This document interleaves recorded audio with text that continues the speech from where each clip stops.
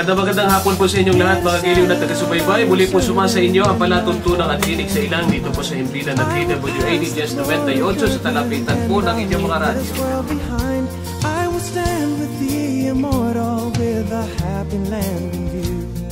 Sa loob po muli ng 2 oras, tayo po ay magkakaniig sa impapawid sa pamamagitan po ng palatuntunang at tinig sa ilang para po sa mga bago lamang mabubukas na kanilang programa. Ito po programa ay pinakakasiwaan po ng inyong mga kaibigan na kaanin po ng Seventh-day Adventist Church.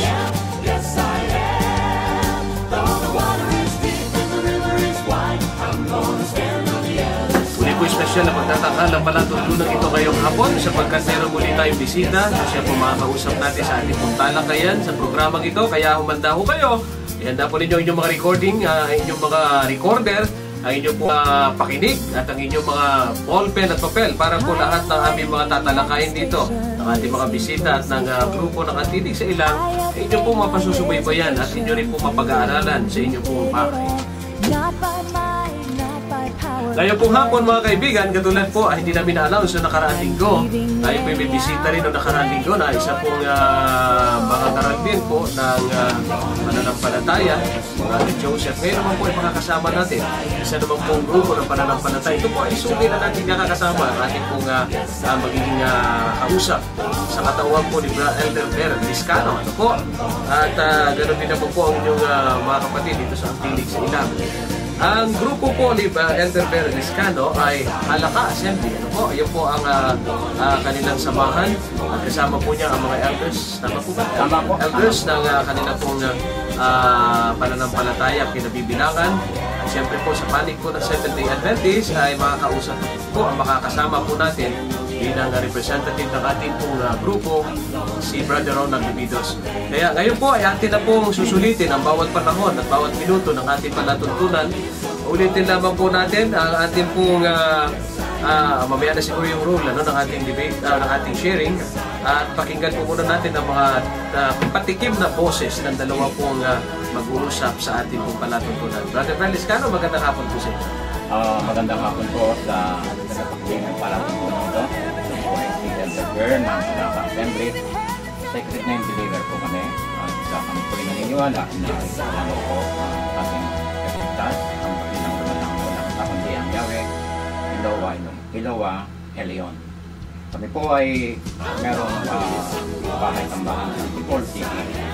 At kami po ay nagpapasalamat sa mga kaibigan dito sa Seventh-day Adventist at kami nagkaroon ng pagkakataon upang kami po ay makapaglakad ng aming mga bagay na iniaaral sa aming pong pananampalataya. Thank you very much, Brother Ver, o Elder Ver, ngayon si Brother Ronald Dubidos. Brother Ronald, magandang hapon. Magandang hapon po sa inyo lahat. Narinig ba ako ba sa Yeah. Magandang hapon sa inyong lahat. Ako po ang inyong kapatid muli, Brother Ronald Dubidos ng Seventh-day Adventist Church. Tayo po ay pinagpala at blessed na mayroon tayong bisita ulit sa katawan ni Elder Ver Liscano at ng kanyang mga kasama para po pag-usapan ng isang napakahalagang paksa tungkol sa kalagayan ni Kristo, kung siya ba ay walang hanggang Diyos o siya ba ay isang tao lamang. Kaya subaybayan niyo po ang aming programa. Okay, maraming salamat, Brother Ronald. Ito po ang ating po magiging role ng ating pong pag-uusap sa ere. First presentation po ay pangungunahan po ni Brother Ver Liscano sa 15 minutes presentation. After po ng 15 minutong presentasyon, ay magkakaroon po ng cross-examination sa loob po ng 5 minuto na running time. Iko-cross po ni Brother Ronald Dubidos, si Brother Ver, sa kanyang presentation. And then after the 5 minutes presentation, magpipresent naman sa panig po ng Seventh-day Adventist ng 15 minuto rin si Brother Ronald Dubidos. And then cross-examination din ni Elder Ver sa presentation ni Brother Ronald ng 5 minutes running time. After po niyan ay magkakaroon ng 10 minutes rebuttal sa kapanig naman ni Brother Ver, and then cross-examination for 5 minutes again, and then rebuttal uli sa panig naman ni Brother Dubidos na 10 minuto din, at cross-examination naman ni Brother Ver Liscano sa 5 minuto, at yung 5 minuto naman na huli nilang tayo ay yun na po yung conclusion sa kanila pong presentation at discussion na ginawa. Ganun lamang po ikli yung ating pong mga panahon na atin pong hinati-hati para po sa talakayan. Kaya doon po sa mga kapatid namin, na binabati namin mga sponsor, paumanin po muli, hindi na ho namin kayo isa-isa mabati sapagkat napakahalaga ng bawat minuto po ng ating pag-aaral ngayong hapon. At pakiusap lamang po doon sa mga tatawag naman, ang inyong pong bahagi ay after na po ng presentation ng dalawang panig. Yan na po, pwede ho kayo tumawag sa mga linya ng telepono 531-2660, 531-2660 at saka 531-6774. 531-6774. Paumanhin lamang po. Doon po sa mga tumatawag sa linya ng telepono at gusto mag-live, ay pagbibigyan namin kayo hanggang 2 lamang na tawag. Kasi po, mas ipa-prepare natin, ipa-prioritize natin yung mga text messages na inyo po ipapadala para hindi po tayo gugugol ng mahabang panahon doon sa mga tanong na minsan po sa ere ay tumatagal. Po, so atin po bibigay yung mga linya ng cellphone number. Siguro Sister Jen ay pakilagay po bigay sa akin yung po mga listahan ng ating mga cellphones para po natin mabanggit mamaya sa atin pong pagbibigay ng mga numero. Ngayon po ay atin pong ipagkakaloob na ang panahon para po sa atin pong discussion. Bago po tayo magpatuloy, tayo po muna sumandali mga kapatid ay manalangin. Mapagpala po naming Diyos at makapangyarihan po naming Ama, muli po naming pinasasalamatan ng isa pong natatanging pagkakataon na kami po bilang mapagmahal sa katotohanan ng inyong banal na salita ay amin pong pag-aaralan ito sa pamamagitan po ng pamamatnubay ng inyong Espiritu. Bigyan po ninyo kami ng kabanalan at kapangyarihan upang umunawa ng mga talata ng Biblia. At isa po ang aming layunin, makilala po namin kayo bilang tagapagligtas at Diyos na umiibig sa bawat isa sa amin. Pagpalain po kami sama-sama, iparanas po sa amin ang kapayapaan at kabanalan sa pangalan po ng inyong anak na si Jesus. Amen. Okay po, ang ating pong paksa ay re-resolve ngayong hapon mga kapatid. Si Kristo ba ay tao lamang o walang hanggang Diyos? Sa panig po ng Halakha Assembly, pangunahan po ni Brother Berliscano. Brother Berliscano, unang tindig sa loob po ng 15 minuto, kayo na po ang mag-uumpisa. Brother Ber? Maraming salamat po Ka Jerry, at liliwanagin ko lang po sa mga gilid na tagapakinig na ang Halakha Assembly po ay Secret Name Believer at kami po ay naniniwala. Ito po ay isang pananampalatayang Hudyo, original na pananampalatayang Hudyo, na kung tawagin ay monotheism. At kami po ay naniniwala na ang dakilang manlilikha po ay isa lamang, ang tagapagligtas po ay isa lamang, at ang Redeemer po, tagapagligtas po at ang ating dakilang lumikha ng lahat ng mga bagay ay isa lamang, at yan po ay walang iba kundi ang Yahweh Elohim Elyon. Ngayon, dahil nga po ang stand namin ay si Kristo ay tao lamang, at umpisahan po natin sa tinatawag na eternity. Sa tayo po ng SDA, ang Jesus daw po ay umiral na simula pa noong walang hanggang sa paglalang at hanggang sa bumaba sa lupa. Tingnan po natin ang liwanag po ng banal na kasulatan. Ang sabi po ng Psalms chapter 90 verse 2, ang sabi po ay ganito: Before the mountains were brought forth, or ever you had formed the earth and the world, even from everlasting to everlasting, you are Yahweh Elohim. Now, kung atin pong ipapasok dito ang pag-iral, halimbawa lang, ng Jesus, ang sinasabi po dito ay iisa lamang. Ang sinasabi po dito ay ang dakilang manlilikha na lumikha ng langit at ng mga langit, lumikha ng lupa at ng mga langit, na siya ay nag-iisa lamang. Ngayon, hindi po nasama dito yung tinatawag na kasamahan ng ating manlilikha. Tingnan po ngayon natin ang Isaiah chapter 57, verse 15. Sabi po dito, The high and lofty one, who inhabits eternity, the sacred one, says this, I live in that high and holy and sacred place with those whose spirits are contrite and humble. Meaning, at the time, o walang time, kasi that is eternity, na yung ating daw dakilang manlilikha ay nag-iisa lamang doon at may mga kasamahan. Ngayon, hinahanap ko po sa scriptures kung meron po ditong makikita tayo na merong Jesus na umiral na noon. Wala po akong nakita.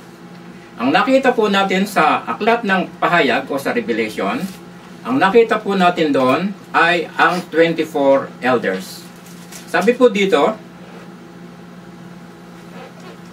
eto po.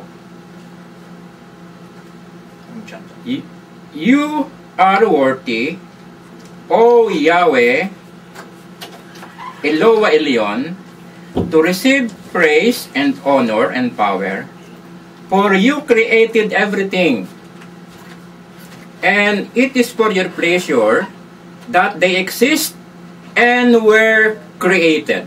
Now, pinasok ko po yung 24 elders dahil dito po sa Revelation din, chapter 4, verse 4, sabi po dito, 24 elders at the 24 thrones surrounded him and the 24 elders. Meaning, noong po ang ating creator ay nagsasabi na noong wala pang paglalang, siya ay umiiral na mag-isa lamang na manlilikha, na meron siyang kasama na 24 elders, at siya lamang ang lumikha ng lahat ng mga bagay. Now, therefore, sabi sa Revelation, yung pong mga 24 elders ay meron throne doon sa heaven.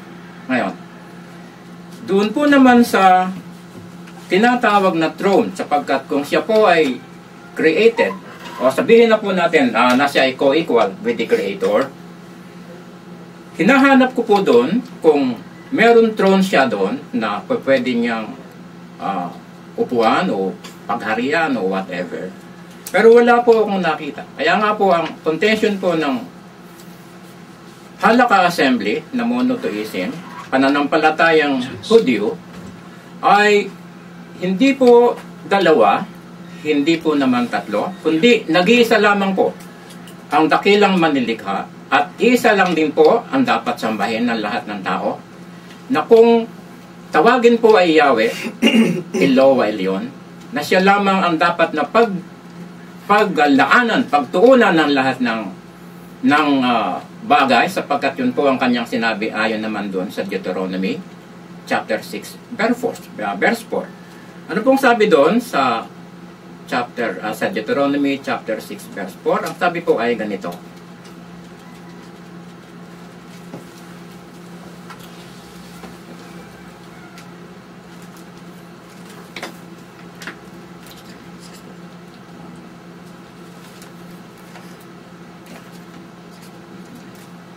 ito po ang sinasabi doon.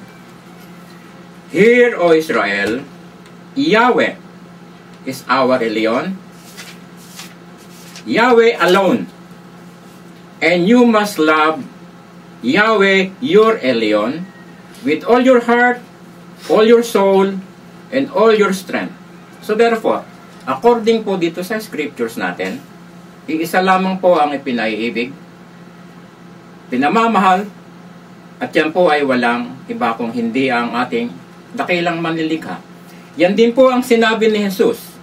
Doon po naman sa Mark 12:29, at kinote po niyan, yan doon sa Deuteronomy, na ang sabi po niya ay, ganun din, Hear, O Israel, Yahweh is our Elohim, o Eloah Elyon, Yahweh alone, and you must love Yahweh, your Elyon, with all your heart and all your soul.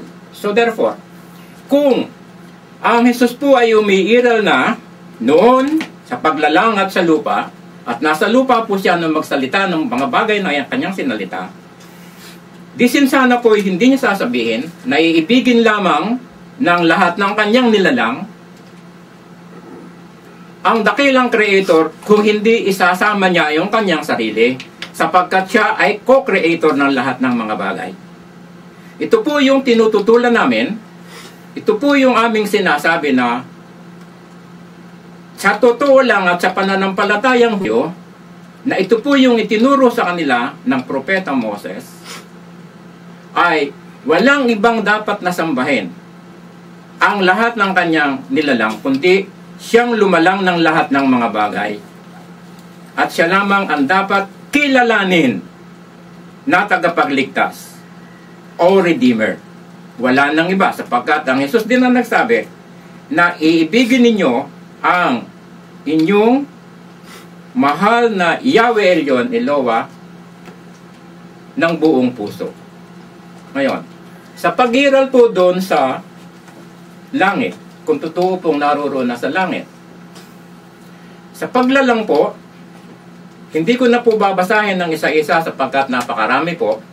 Kung pupuntahan po ninyo ang aklat ng Genesis sa chapter 1, sa 14 pong sinabi doon, ang sabi po doon, I say, and it come. Puro I po yun, puro singular ang ginamit ng propeta Moses. So therefore, wala pong kasama doon na binabanggit ang propeta sa paglalang. So hindi po naman maaaring sabihin natin na yun ay sinadya sapagkat yun po ang katotohanan. Nasa napakarami pong talata sa pahina ng banal na kasulatan na scriptures, ang dakilang manlilikha po ay totoo na iisa lamang. At una sa lahat, hindi ko rin po nabasa sa banal na kasulatan na sa scriptures o sa Tanakh, sa Nevi'im at sa Ketuvim ay ipinasulat po yung pangalang Jesus na kasama po ng pangalan noong ating Creator na ibinigay sa mga Hebrew people noon na ang pangalan ay Yahweh. So therefore, unang po, dapat pong una sa lahat para makilala mo po ang isang entity, meron po siyang tinataglay, lalo na po kung halimbawa ihahalimbawa natin sa tao at sa tagapagligtas, na para po malaman natin kung sino po ba yung sinasabi nating tagapagligtas, ay malaman po natin kung ano yung kanyang pangalan. At ang lumilitaw lang pong pangalan sa Tanakh ay walang iba kung hindi, sa tagapagligtas po ang pinag-uusapan at sa manlalalang, ay walang iba po kung hindi ang dakilang malilikha na Yahweh Eloah Elyon. Sige pa po. Okay lang po. 5 minutes. Meron pa akong 5 minutes. Ngayon, kung totoo po na yung Jesus ay umiral na noon, di sana po ay nakasulat ito sa mula ng isulat nyo sa unang pahina pa lamang ng scriptures o yung Tanakh, mula sa Genesis hanggang sa Malakay, na mababanggit dito yung pangalan na Jesus na kasama co-equal na Diyos po ang tawag ng mga Kristiyano, pero sa amin pong sa mga pananampalatayang Hudyo ay tinatawag po naming Eloah, Elyon. Hindi po Elohim sapagkat ang Elohim po ay tumutukoy sa isang pamilya na eventually in the future at the appointed time ay dadami. Kaya nga po plural yung Elohim sapagkat hindi lamang po naman yan isa sapagkat yan po ay magiging madami sa darating na panahon. Ngayon, sinasabi po natin na Eloah Elyon, Yahweh Eloah Elyon, sapagkat siya lamang po yun. Wala pong ibang po pwedeng magtaglay ng ganyang pangalan at titulo. Maging doon po sa sangkalangitan at sa lupa. Kaya, una sa lahat, ang pangalan po, dapat po malaman ng mga giliw na tagapakinig, ay napakahalaga. Sapagkat ito po yung ipinasasamba. Kaya nga po, sinabi nating Jesus, kung sakali po, wag po kayong magagalit mga giliw na tagapakinig, na kung yung pangalang Jesus, na yun ay entity, yun ay personality, yun ay character, ay dalhin ng isang tao dito sa lupa, na yung tao naman na yun ay isang pusakal na krimen, sasambahin po ba ninyong pangalang yan? Ngayon, yung pong pangalang Yahweh, na umiral sa langit at ipinakilala sa lupa sapagkat siya lumalang ng mga tao, ang siyang ipinasasamba. Kaya, mini-maintain po namin na walang kasama sa paglalang yung ating Creator sapagkat lahat ng kapangyarihan, all-powerful, all-knowing, and ever-present nga po yung ating Creator. Wala pong pwedeng magtaglay na iba niyan maliban sa kanya lamang. 2 minutes po. So, ngayon, kung tatanggapin pa po natin, halimbawa lang, na meron pang ibang tagapagligtas na ibinigay, hahanapin ko po sa banal na kasulatan. Sa scriptures po, kung yung ibinigay na tagapagligtas na yan ay ipinasulat, yung pangalan doon sa scriptures o sa Tanakh, upang pagdating ng panahon ay lumabas naman doon sa tinatawag na New Testament ng mga Kristiyano. Wala po akong nakita na pangalang Jesus na pagdating ng panahon ay siyang magiging tagapagligtas. Okay na. Okay, thank you very much, Brother Ver Liscano. Matapos po yung 15 minutes presentation. Actually, may 1 minute pa siya, pero winave niya na po yung time. Ngayon po ay atin pong ituloy. Anyway, may 1 minute na mag-winave si Brother Ver. Banggitin ko lamang po ulit yung linya ng telepono o na cellphone na pwede po yung text ang inyong mga tanong. Ano po? 0918-233-7881, 0918-233-7881, 0929-622-0098, 0929-622-0098 at 0915-777-4749. 0915-777-4749. Okay, at yung dalawa pong linya ng telepono, hanggang 2 tawag lamang po ang aming naalaw para po sa mga text na pumapasok po sa ating linya. Ano po? Ngayon po ay atin pong ibigay ang first 5 minutes cross-examination ni Brother Ronald sa presentation po ni Elder Ver Liscano. Brother Ronald, nasa sa iyo na po ang time. May mic na ba tayo? Okay na. Kapatid Ver, ito po ang una kong question sa inyo. Opo. Binanggit nyo kanina yung ginamit niyo Revelation chapter 4. Opo. 4 and 11 na doon ay may binanggit na 24 elders na sinasamba yung Diyos na nakaupo sa trono. Ano po? Opo, opo. Gusto ko lang pong liwanagin sa inyo. Gusto ko kasing liwanagin. Ano po ba ang setting dito? Ito po ba yung setting during the creation nung before the creation of man? O ito po ba ay future or yung present o yung future na nangyayari ngayon sa langit? Kasi parang narinig ko, ito yung creation ang setting, sabi niyo kanina. Opo. So noon pa ito nangyari, itong nasa Revelation 4. Sasagutin ko po at liliwanagin ko sa inyo yung tanong. Opo. Pag pinag-usapan po natin ang langit, yan po ay hindi sinasakop ng panahon. Tama. At hindi rin po sinasakop yan ng ano pa mang bagay, isa lang po nakakasakop dyan yung ating Creator. Okay. So, kung ang gusto po niyong liwanagin sa akin ay ito po ba'y panahon ng paglalang o panahon ng wala pang Kung paglalang? gusto kong liwanagin po, Brother Blair, nagganap na ba ito noon bago magkaroon ng sanlibutan ng tao? Okay. Maganda po yung tanong ninyo. Binasa ko po yung Isaiah 57:15. Tumakbo ko sa Revelation. Kasi ang sabi po doon sa Isaiah 57:15, meron siyang mga kasama. Ayun. So, ang nakita ko pong kasama ay yung 24 elders. Ayun. Na hindi naman sinabing nila lang. So, ibig sabihin, umiiral. Okay, so doon sa mga kasama na yun, hindi kasama si Jesus Christ. Hindi kasama yung sinasabi nating Jesus na tinatawag Okay, Jesus. maganda po yung inyong hindi kasama doon? tanong. Maganda po yung tanong. 24 elders po, yung 24 thrones na naroon. Kaya, wala pa yung anak doon. well, sa inyo po yung anak. Kami po ay hindi na. Kaya nga po, tinatanong ko nga po sa inyo. Kasama na po ba yung anak doon noong panahon na yun na binabanggit niyo sa Revelation o wala pa? Batay po doon sa talata ay Wala walang pa. kasama. Paano ko yung context ng Revelation 4, nasa 5, na sabing ganon, andun yung Lamb of God, at andun may trono rin yung Lamb. Okay. At sinasamba rin siya ng 24 elders. So, inaamin nyo rin ba na pagka may nabasa tayong may Lamb, during the time na kasama 24 elders, nandun na si Jesus Christ? Pagpamanahin po ninyo. Sige po. Hindi ko po tinatanggap na Jesus Christ, kasi ang sinabi Hindi ko dyan naman po sinabing Jesus Christ, kaya po ang ginamit kong term is yung anak. Anak. Okay. Sabi nyo kasi, wala pa siya noon, hindi pa nag-exist. So, ang question ko, bakit sa kasunod lang na chapter, sa chapter 5, nakalagay doon, merong Lamb. Sino ba yung Lamb? Okay. Maganda po inyong tanong. Sinasamba na siya, so nandun na siya. Ganito po yan. Ganito po yan. Yung pong Lamb, hindi ko po ini-implied na si Kristo yun o si Jesus yun. Sino ho yun? Ngayon, kung sambahin mo yung lamb, sacrificial. Ngayon, So, nandun na. Kung sinasamba, nandun na po, Brother Ver. kasi nga po, revelation to eh. Hindi, sabi nyo kasi, nangyari na yan. At yan ay wapa yung anak. So, ang tanong ko ngayon sa inyo, meron palang nakalagay na lamb doon.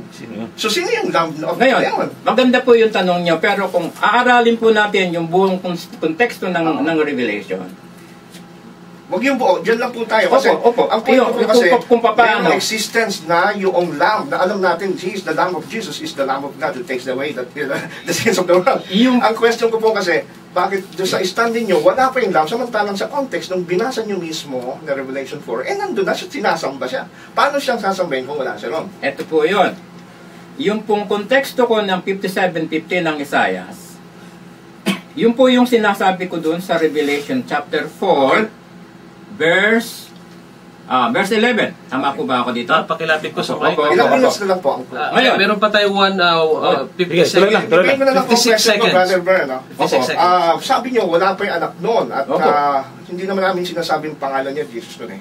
Sa Proverbs 30 verse 4, may tinatanong doon, ano ang pangalan ng anak ng lumikha? Kung wala pa yung anak, bakit tinatanong yung pangalan at sinabing anak?